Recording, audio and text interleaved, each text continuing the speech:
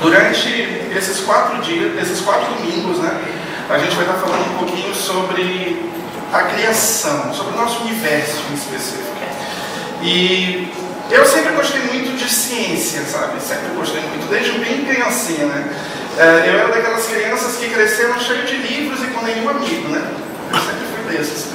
Eu lembro que com 13, 14 anos eu já começava a estudar filosofia, um pouquinho de física, né? Eu tive minhas primeiras leituras de astrofísica foram lá pelos 15, 16 anos, e era um assunto que eu realmente me interessava muito, sabe? Eu me interessava muito pelo universo, por como o universo tinha sido criado, isso pelo Big Bang, pelas teorias da relatividade de Einstein, por aí vai. E era um negócio que desde criança eu cresci estudando. E assim, eu não era nem daqueles que estudava para conhecer Deus, até porque, para quem me conhece, sabe que eu não cresci num lar religioso, eu não nasci num lar religioso, eu conheci Deus com o passar do tempo. Mas eu também não era daqueles que estudava para confrontar Deus, né? Porque às vezes muita gente estuda, né, para poder mostrar que Deus não existe. Eu não era nenhum nem outro, porque para mim esses assuntos teológicos era algo que nunca tinha me interessado, né? Eu estudava porque eu amava estudar. E aquilo me fascinava, estudar sobre o universo e sobre as obras do universo, isso me fascinava de coração. E aí eu me tornei cristão, eventualmente, né? E por me tornar cristão eu acabei me aprofundando, eu entrei num mundo e numa realidade onde religião e ciência são coisas que na maioria das vezes não se batem, né? Eu costumo contar que quando eu entrei em medicina pela primeira vez, minha primeira aula de medicina lá na UFMA, foi uma aula de anatomia, e eu lembro que o professor, a primeira coisa que ele falou foi: para todos vocês que têm alguma cosmovisão religiosa, que creem em Deus, eu gostaria que vocês deixassem esse Deus em casa, porque aqui dentro nós somos deuses. E essa noção, esse conflito que existia entre ciência e religião foi um conflito que desenvolveu por toda a minha vida. E eu ganhei um gosto tão grande, uma paixão tão grande por estudar essa relação entre ciência e religião, que grande parte dos 4 anos do meu curso de teologia que eu estudei, eu me dediquei para estudar mais sobre ciência e religião.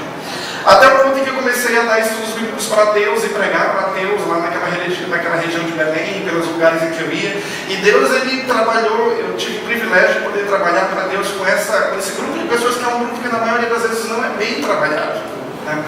E eu me apaixonei tanto por isso que quando eu fui para os Estados Unidos e tive a oportunidade de fazer o meu mestrado, lá nos Estados Unidos, os mestrados eles possuem um major e minor, que é uma matéria maior, o tema principal daquilo que tu estuda, mas tu também estuda um tema secundário, e esse tema secundário eu decidi estudar sobre criação, porque isso me fascinava, sabe? E dentre as muitas coisas que eu poderia falar sobre criação, né, eu decidi falar sobre o universo durante esses 4 dias, porque para mim o universo é uma das coisas que mais mostra a existência de Deus. Mais mostra. No universo a gente encontra marcas na digital de Deus com tanta força, com tanta frequência, que na verdade se você para estudar o universo, dificilmente você não sai de lá admirado com a presença desse Deus. Eu costumo dizer, pois funciona, eu costumo dizer que, pode passar, não sei se sou eu que estou passando aí. Eu costumo dizer que existem 3 argumentos principais quando se fala sobre Deus, né? Para provar Deus, provar é um termo muito forte, né? Mas para encontrar evidências de Deus na criação, existem 3 argumentos principais que a gente usa quando a gente vai debater com ateus, né? O primeiro argumento, que a gente chama de argumento do design inteligente, é um argumento que a gente mostra como esse universo é perfeito demais para não ter sido criado pelas mãos de um Deus.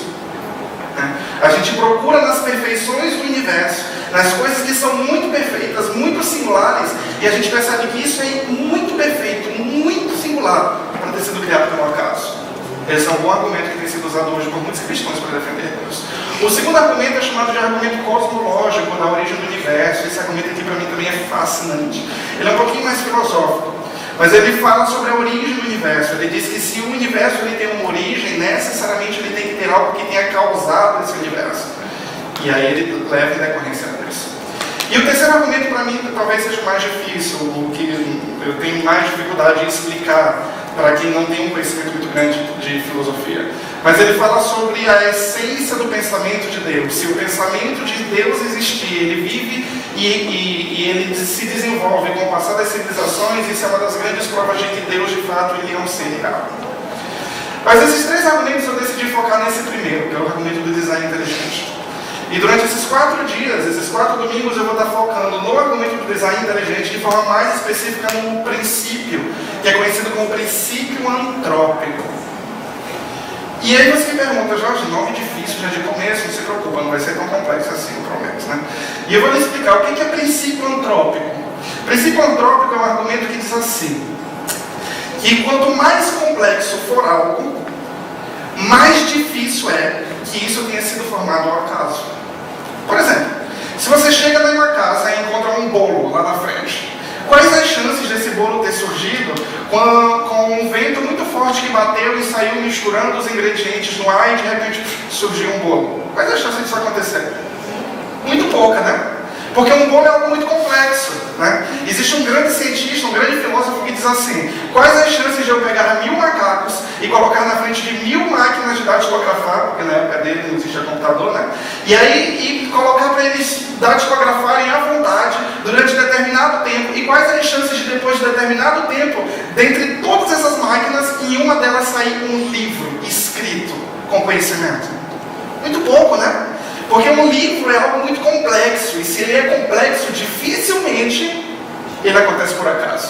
Você entendeu como é que o argumento, o princípio antrópico, ele funciona? A gente segue essa mesma lógica para o universo. Quando a gente olha para o universo e para a vida em si mesmo, a gente enxerga que a vida e o universo eles são complexos demais para eles terem sido formados por acaso. Para que esse universo, com as singularidades que ele possui, pudessem ter sido formados, é muito mais provável que exista uma mente inteligente que tenha desenvolvido e formado cada detalhe, cada singularidade desse universo. Deu para entender como é que funciona? Por questão de conhecimento, o que é uma singularidade? Na astrofísica a gente costuma dizer que singularidades são eventos que são tão raros de acontecer, mas tão raros de acontecer, que a gente encontra na grande maioria das vezes uma vez só acontecendo no universo e olha lá. Como, por exemplo, o Big Bang, o dia que o universo se formou. Aquilo é uma singularidade, um negócio que é muito raro de acontecer, que dificilmente aquilo aconteceria mais uma vez. Né?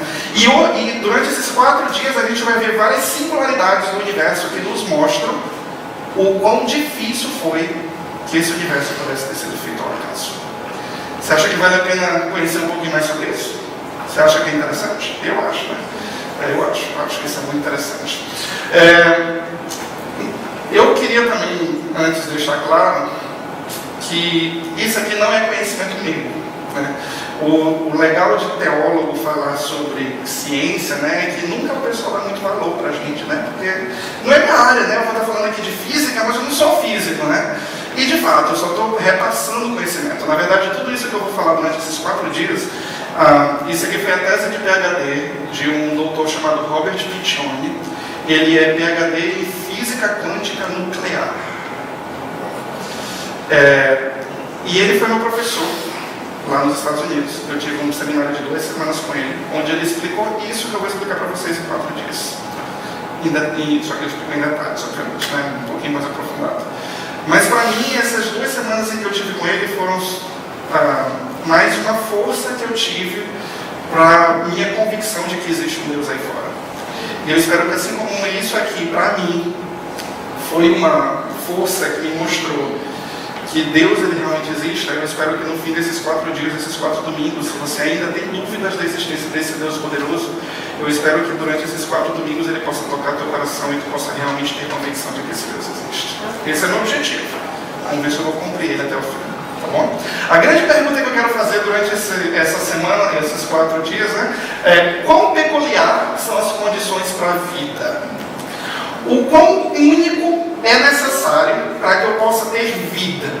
Ou de forma mais simples, se a vida fosse um bolo, quais seriam os ingredientes necessários para que eu pudesse fazer a receita desse bolo para que eu pudesse ter vida? Deu para entender? São precisos, hoje a gente sabe que precisa ser pelo menos 4 ingredientes principais para que a gente possa ter vida. 4 ingredientes. Né? E cada dia eu vou estar falando sobre um desses ingredientes. Né? E hoje o primeiro ingrediente que eu queria falar, que é necessário, que é fundamental para que se tenha vida, é um universo viável. Porque se eu não tiver um universo com condições para abarcar essa vida, eu não tenho vida, né? Se a gente estivesse só vagando em cima de um vácuo, pelo resto da eternidade, dificilmente a vida fluiria e surgiria lá. Então, o primeiro ingrediente nessa receita para que eu possa ter vida é eu ter um universo que seja viável. E eu quero frisar aqui no viável, né? Porque não pode ser um universo qualquer, tem que ser um universo cujas especificações sejam arrumadas de tal maneira para que ele consiga segurar, manter essa vida dentro dele. E curiosamente o nosso universo ele mantém essas especificações. Quando o universo ele começou a ser estudado, especialmente por Albert Einstein no começo, que a ciência estava descobrindo fora daqui da Terra, se sabia muito pouco sobre o universo, muito pouco. Para você ter uma ideia, por exemplo, Einstein pensava que o nosso universo era eterno. Einstein pensava que o universo coexistia com Deus, né? que nunca teve um começo para o universo, assim como nunca teria um fim para ele. No período da Idade Média, mais ou menos, a igreja pregava que o universo era coberto de gelatina. É verdade. Que por todos os planetas ficavam boiando dentro da gelatina, assim como o Sol e a Lua e etc. Né? Até hoje pessoas falam sobre uma teoria chamada terracentrismo. Sabe o que é isso? Não, terraplanismo. Quer dizer o quê? Que a Terra é plana, até hoje tem gente que crê nisso, né? E que o universo nada mais é do que uma cúpula que fica ao redor da Terra, em cima da Terra, só cobrindo, como se a Terra fosse uma bandeja e o universo fosse uma cúpula de vidro ao redor. Até hoje tem gente que crê nisso, né? Por aí que parece. Mas hoje a gente sabe muito sobre o universo. A gente sabe, por exemplo, que o universo ele teve um começo. A gente sabe que o universo não é a Terra. A gente sabe que esse começo ele foi há bilhões e bilhões de anos atrás. Se passou muito tempo desde o começo do universo até hoje. E a gente sabe que antes desse começo, no universo não existia nada. E nada não é preto, nada não é vácuo, nada não é vento, nada é nada. Né? Alguns filósofos do século XIX costumavam dizer que nada é aquilo que as pedras sonham. Né? Nada, nada, nada. E a gente sabe que a partir desse nada, alguma singularidade aconteceu que tudo se formou. E o nosso universo se formou. E os cientistas ainda não descobriram o que é, mas eu já estou dando um spoiler para eles lá, que foi Deus, né? Deus foi essa singularidade que fez com que esse universo surgisse a partir do nada. A gente sabe também que para que o universo ele seja viável, que o universo, para eu criar um universo, eu pedi para fazer tipo um fogão com o universo dentro. Dá para entender que você quer um fogão. Era para ser um fogão, né? Um fogão e um universo dentro, como se o universo fosse um bolo, né? Para eu criar um universo, imaginação, gente, arte da imaginação. Para eu criar um universo, eu preciso ter, hoje a gente sabe que o universo ele tem cerca de 20 botões ajustáveis. Que botões são esses? Sabe aquele botão do fogão que tu gira para ajustar a temperatura? Que é para ser isso aqui, né? É para ser.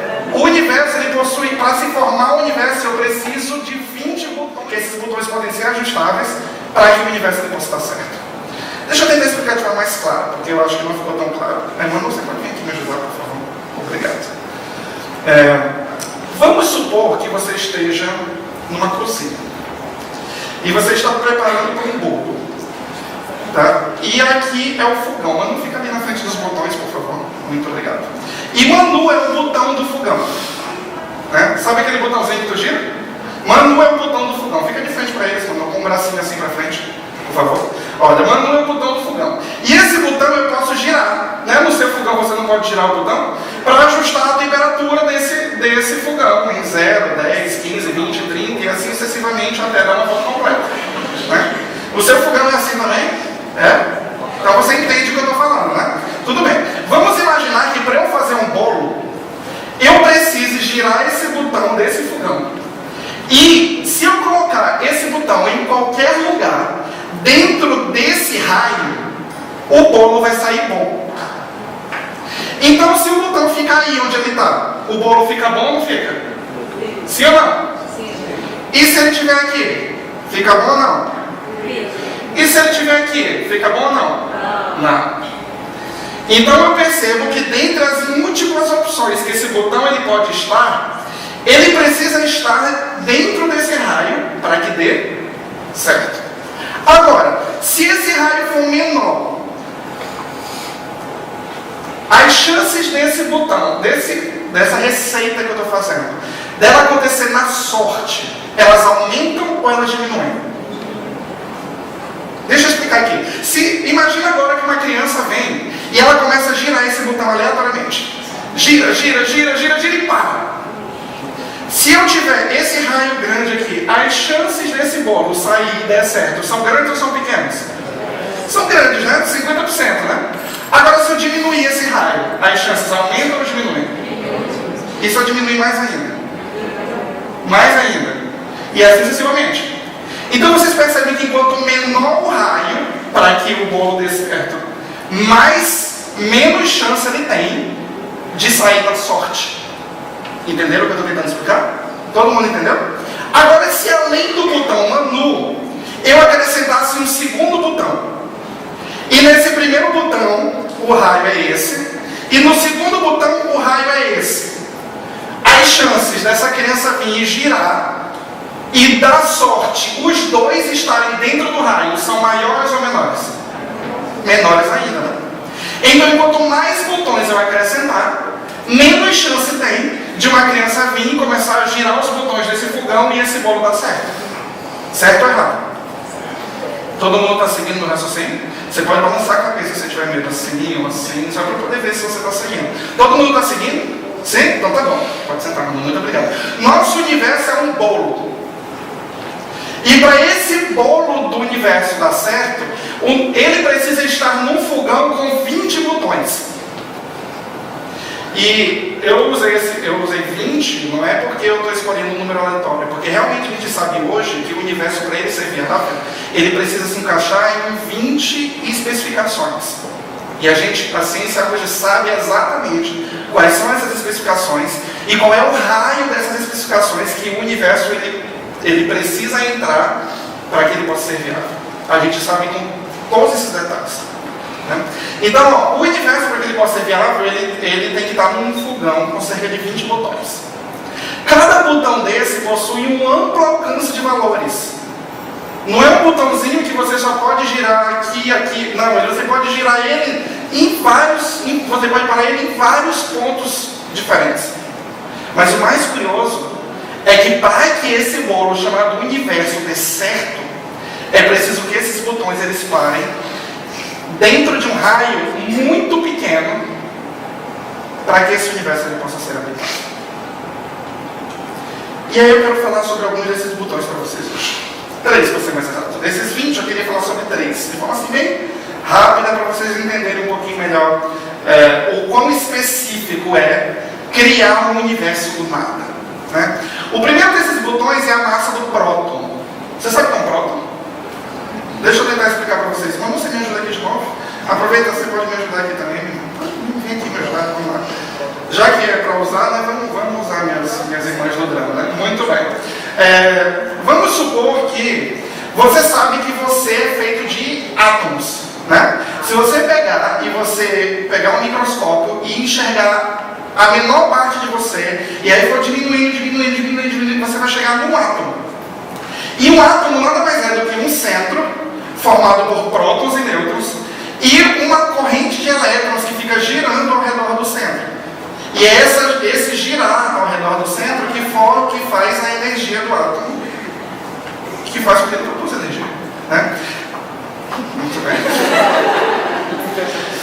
O próton nada mais é do que o componente principal desse centro. Na verdade, mais de 80% desse centro é formado de prótons. É ele que forma o peso, a massa inteira desse próton. Ou seja, se o próton não existir, não tem centro de elétron. Se não tem centro de elétron, centro de átomo, não tem átomo. Se não tem átomo, não tem nada. Não tem eu, não tem você, não tem cadeira, não tem chão, não tem nada. Porque tudo é feito de átomos. Podem sentar, vou usar vocês de novo já. Não fiquem pertinho. Agora olha que curioso. Se a massa desse próton fosse somente 1/4 de 1% maior, pensa assim, eu peso 60 quilos, né? 70 quilos. 1% desses 70 quilos é o quê? Quanto? 700 gramas. Agora 1/4 dessas 700 gramas é quanto? Eu também não sou bom de matemática, mas 1/4 de 700 gramas. É muito pouco, né? Eu acho que se eu for bem ali almoçar, eu faço um prato mais pesado do que 1/4 de 1% da minha massa. Né? Agora, pense bem, se a massa do próton fosse 1/4 de 1% maior do que ela é hoje, os átomos eles seriam muito instáveis, eles seriam muito gordão. Né? E os elétrons eles não conseguiriam girar o suficiente. Na verdade, o que os elétrons iriam fazer, eles iriam começar a girar e sair pela tangente. Né? Eles iriam sair pela tangente. E o átomo ele não iria conseguir se manter. Ele iria ser destruído. E não teria átomo, não teria vida. Agora, se o próton fizesse um regime e perdesse 1/4 de 1% da sua massa, ele seria tão pequenininho que os elétrons, ao girar ao torno dele, girariam muito lento e não produziriam energia. E aí a gente teria coisas, a gente teria um sol, a gente teria estrelas, a gente teria tudo. Mas o átomo ele não iria conseguir produzir energia suficiente para que o nosso universo ele pudesse ter vida. O nosso sol seria apagado, né? A gente não conseguiria produzir energia, que é o que a gente precisa para sobreviver. Então veja só, 1/4 de 1% a mais ou 1/4 de 1% a menos seria o suficiente para destruir toda a vida do universo. Mas os cientistas dizem que, por sorte, os prótons eles pesam exatamente o quanto eles deveriam pesar. Por sorte, né? Eu quero frisar aqui que toda vez que eu falar por sorte, eu estou sendo irônico. Para mim não é por sorte, né? Para mim foi um Deus que pensou nesse peso, que colocou os prótons para pesarem o peso exato, para que o universo pudesse se sustentar. Impressionante? Sim ou não? Para mim é. Mas não para por aí. Um segundo dos 20 botões que são necessários para produzir um universo é a relação entre matéria e antimatéria. Meninas, de novo, por favor. Matéria e antimatéria, caso você não saiba, na verdade são duas energias que se confrontam. Matéria é tudo aquilo que existe. Cada cadeira, cada objeto, cada animal, tudo que existe que você pode tocar é feito de matéria. E a gente sabe hoje que antes do Big Bang, um pouquinho antes do Big Bang, na verdade 1 segundo antes do Big Bang, antes da grande explosão, a gente sabe que havia a mesma quantidade de matéria e antimatéria no universo. A mesma. Agora a gente sabe também que matéria e antimatéria eles são arqui-inimigos. E toda vez que eles se chocam, eles se destroem por completo.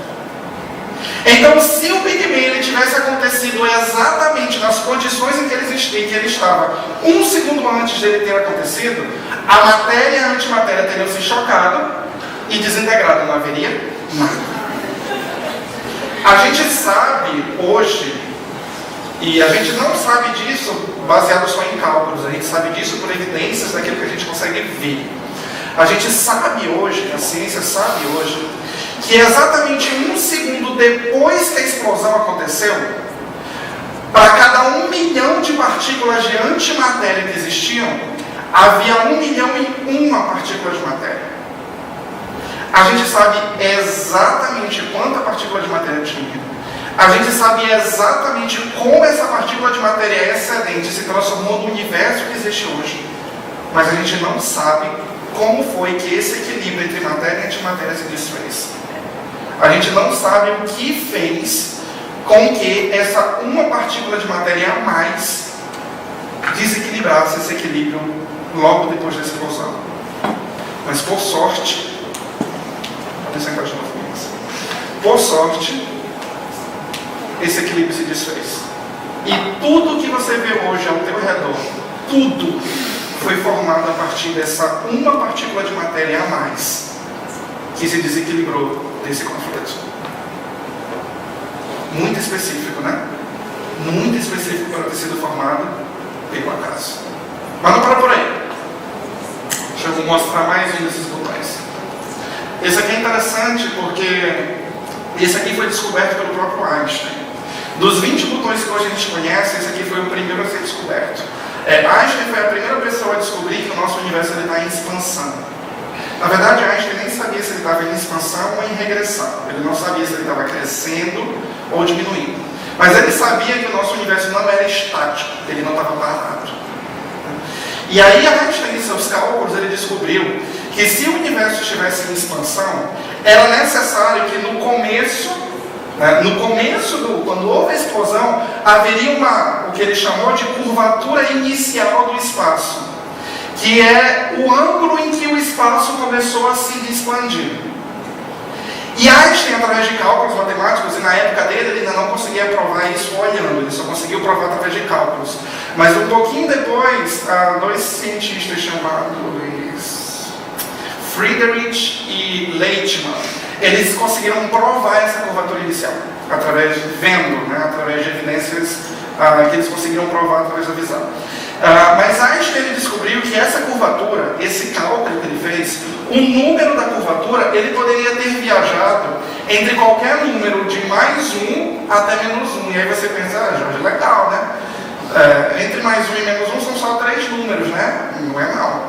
Nessa régua aqui, esse número ele poderia ter sido qualquer um dentro de uma infinidade de números, né?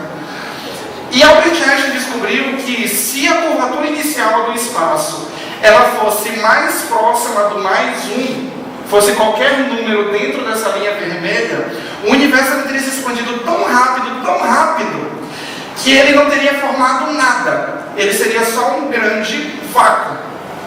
E que se esse número da curvatura inicial ele estivesse dentro dessa linha amarela, ele teria se expandido tão lento, mas tão lento, que ele teria começado a se expandir e logo depois ele implodiria e voltaria a ser nada.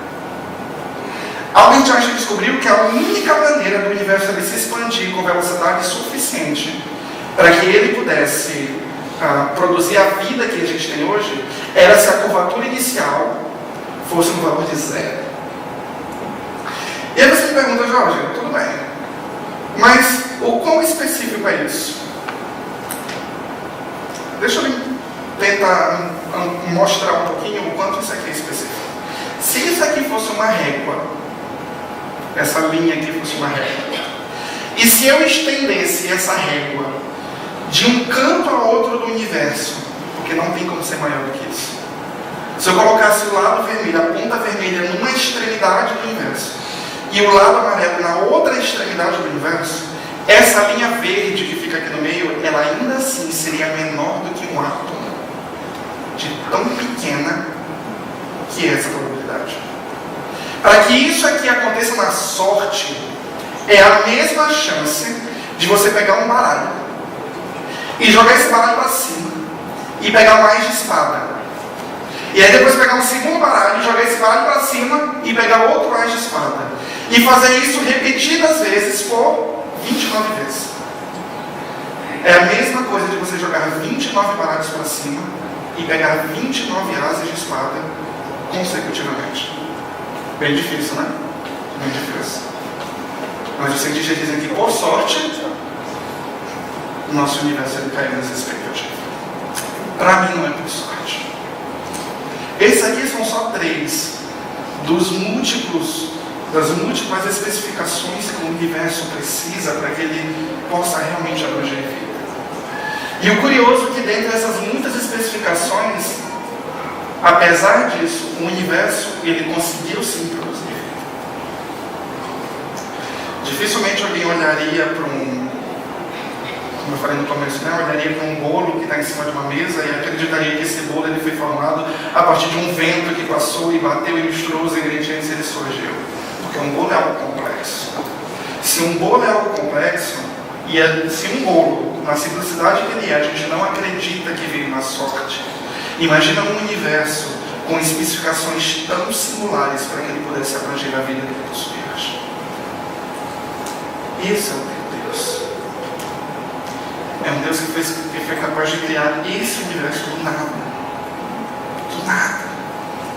É um Deus que é tão brilhante no seu conhecimento, que ele sabia exatamente que pontos eram necessários, que especificações eram necessárias, que singularidades eram necessárias ser feitas, para que o nosso universo pudesse manter vida. Esse é o teu Deus. Um Deus que é especialista em fazer as coisas a partir do nada. Esse é o teu Deus.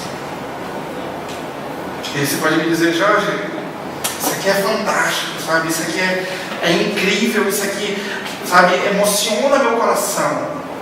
Mas o que esse Deus tem a ver comigo?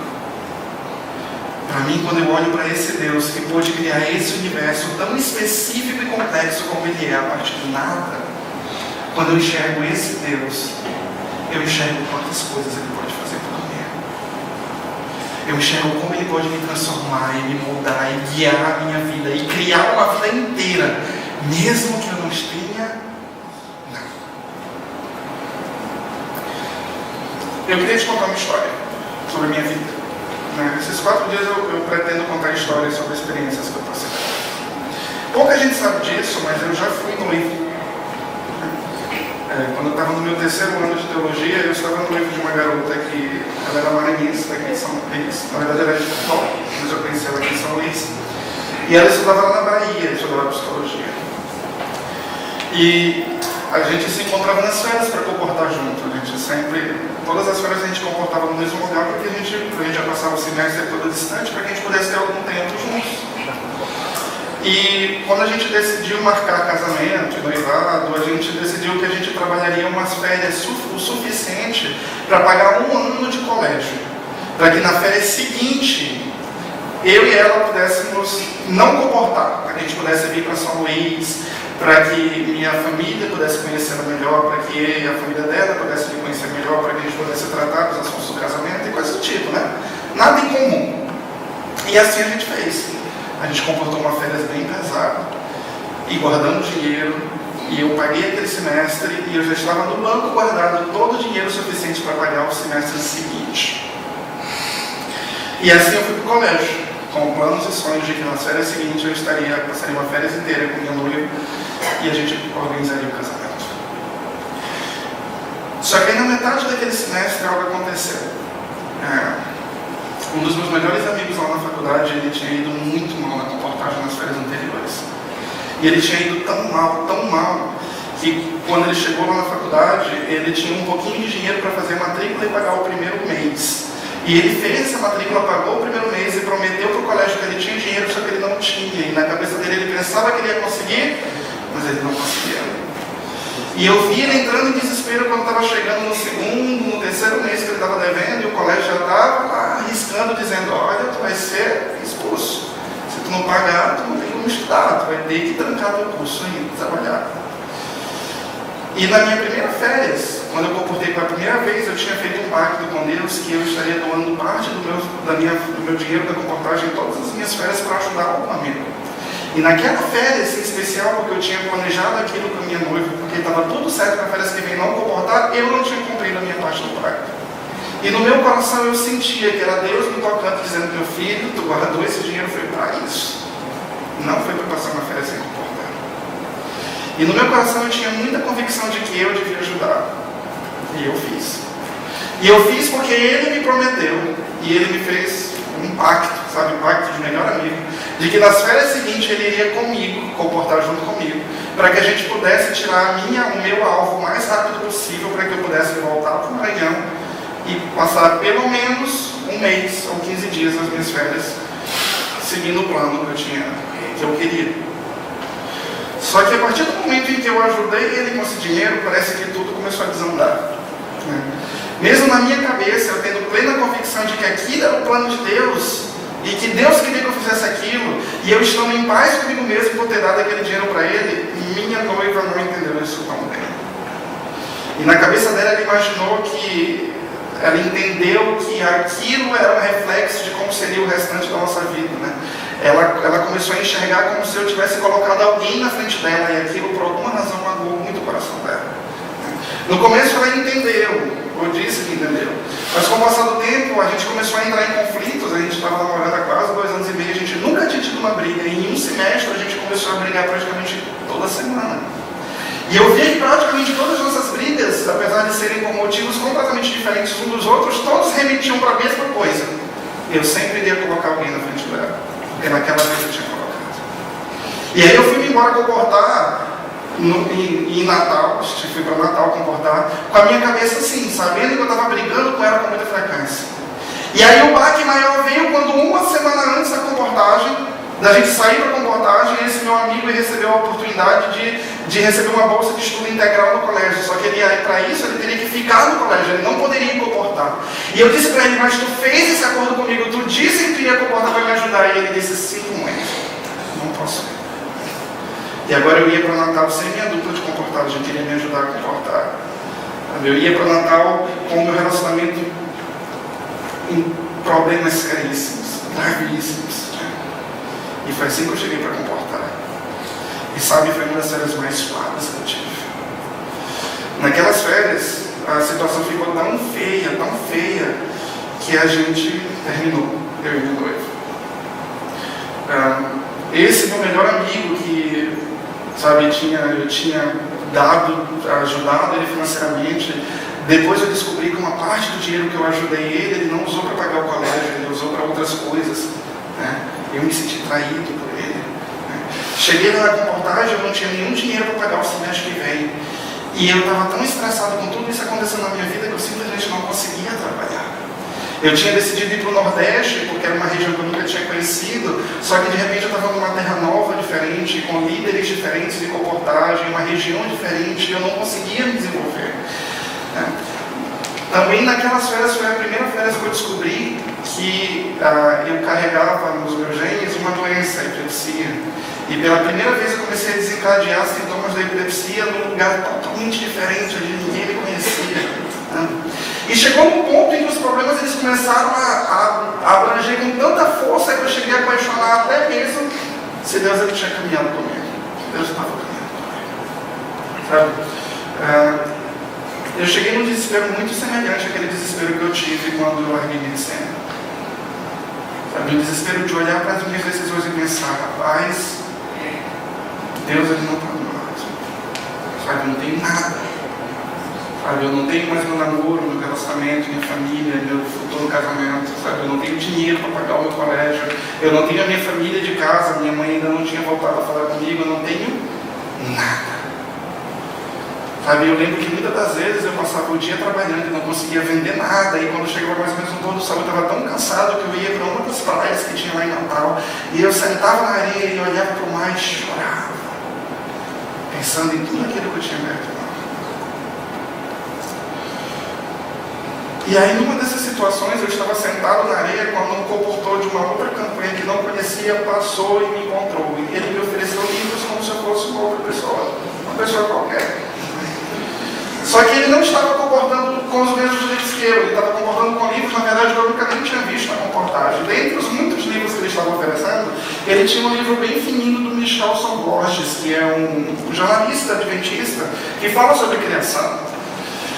E eu confesso que eu não lembro o nome do livro. Mas é um livro bem fininho.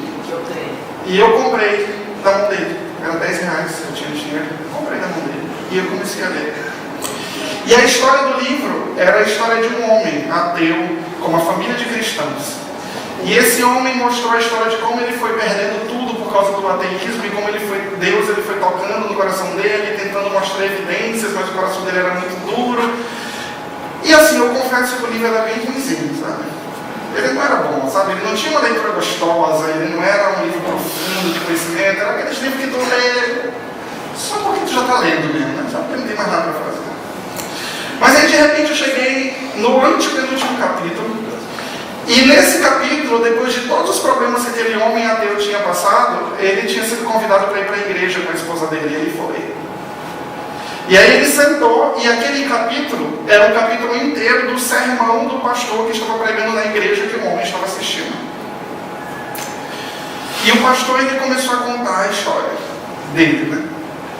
O pastor fictício pregando para o ateu fictício que estava indo para a igreja nova. E a história dele era que ele tinha perdido tudo, que o filho dele tinha falecido, e quando o filho dele faleceu, a família dele se desestruturou e de repente ele não estava indo bem no ministério, e assim, os irmãos da igreja dele não gostavam dele, e os chefes dele não gostavam dele, e ninguém gostava dele, ele estava sem dinheiro, ele estava brigando com a esposa, ele estava quase demitido, e ele estava no fundo do poço. E eu confesso que eu me senti, sabe, muito parecido com aquele pastor. Eu sentia a angústia do escrito naquele capítulo muito parecido com a minha angústia. E aí o livro conta que o pastor, depois de tudo isso, ele se senta um dia na porta da casa dele, ouvindo a esposa dele gritando dentro de casa com a filha dele, e ele se senta e ele chora. E ele diz: Senhor, eu não aguento mais. E aí ele abre a Bíblia dele, daquele jeito que a gente abre quando a gente quer uma resposta de Deus, né? Eu abro a minha Bíblia e boto o dedo, e ele fez assim, né? Abriu a Bíblia dele e botou o dedo. E veio aquele texto que, se você ler a Bíblia com frequência, eu tenho certeza que você conhece, né? Aquele texto onde Deus, ele fala assim: a minha graça te basta. Gente, nada mais que eu preciso. Não preciso de mais nada. E quando eu li aquele texto, um texto que eu já conhecia e que já fazia parte da minha vida, de repente me veio um insight que eu nunca tinha tido. Sabe? Naquele momento eu entendi o que aquele texto queria dizer para mim. Não é como a gente está acostumado a pensar, ou como eu pensava antes, né? Que Deus, ele olha para ti e diz: meu filho, a minha graça te basta. E se tu receber a minha graça, todas as coisas vão voltar a dar certo. Não está dando porque tu não tem a minha graça. Não foi assim que eu entendi. Quando eu li aquele texto, foi como se Deus estivesse me dizendo: meu filho, tu não precisa de nada disso. A minha graça te basta. Sabe, aquilo foi quase como um choque de realidade, sabe? Porque de repente eu olhei para a minha vida e eu vi para todas as coisas que me faltavam, e eu vi o dinheiro, e o namoro, e as amizades, e todo o resto que eu tinha perdido, e todo o resto que eu achava que era essencial para a minha vida. E eu ouvi Deus me dizendo: meu filho, tu não precisa de nada disso, porque a minha graça te basta. E sabe, as coisas não melhoraram depois. Eu ainda continuei solteiro depois daqui, traumatizado com o namoro, passei quase 2 anos para conseguir namorar de novo. Continuei com pouco dinheiro, foi a primeira férias que eu precisei pedir ajuda para poder pagar meus estudos, porque eu não conseguia alcançar minha bolsa. Né? Continuei sem meu amigo, né? Mas toda vez que eu pensava em desanimar, eu ouvia Deus me dizendo: meu filho, tu não precisa disso. A minha graça te basta. E é só disso que tu precisa. Sabe, Deus é especialista em criar a partir do nada. E quando não tinha nada para que Deus ele pudesse construir, Ele conseguiu me reconstruir de novo. Eu não sei como tem sido a tua vida. Eu não sei se quando tu olha para ti mesmo, tu não enxerga nada. Eu não sei se teus relacionamentos estão destruídos, se a tua saúde está fragilizada, se a tua família está acabada. Sabe, eu não sei se teu dinheiro está faltando, eu não sei como tem sido a tua vida. Mas hoje eu quero te dizer uma coisa: a graça de Deus te basta. E de nada mais tu precisa. Se Deus ele foi capaz de construir esse universo complexo como ele é, a partir do nada, Deus ele pode reconstruir a tua vida.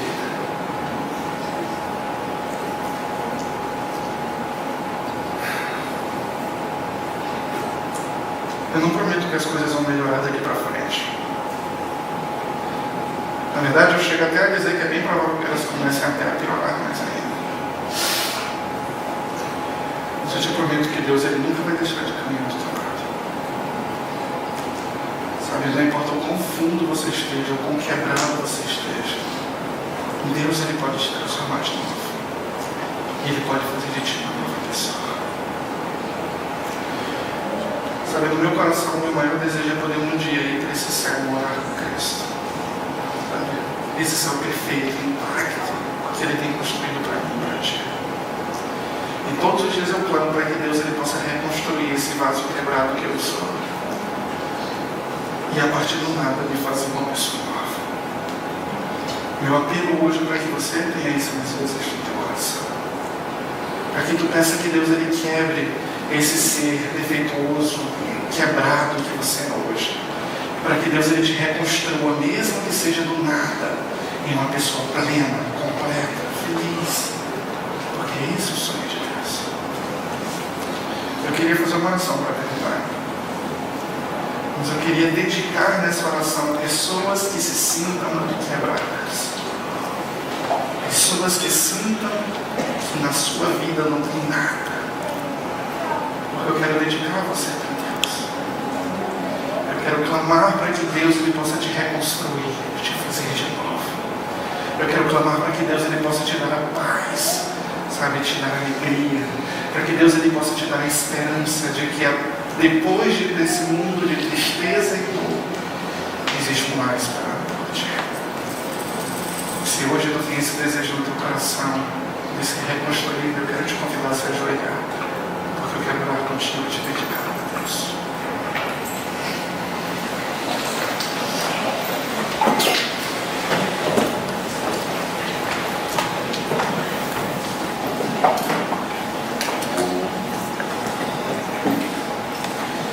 Te clamo, Senhor, olha para teus filhos aqui.